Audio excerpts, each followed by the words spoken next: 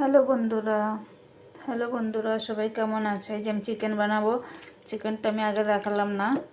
1 চামচ দই আছে, রসুন আদা ধনে পাউডার দিয়ে মাখিয়ে রেখে দিয়েছিলাম আধা ঘন্টার জন্য।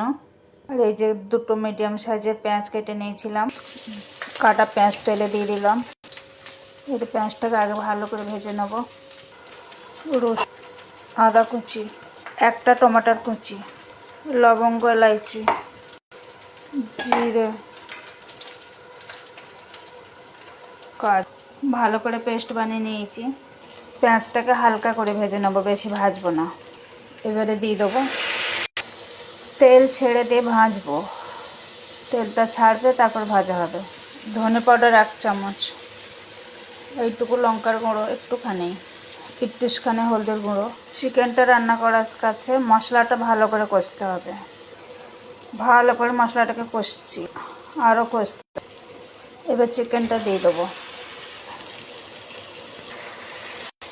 এই যে ভালো করে কষে নিয়েছি।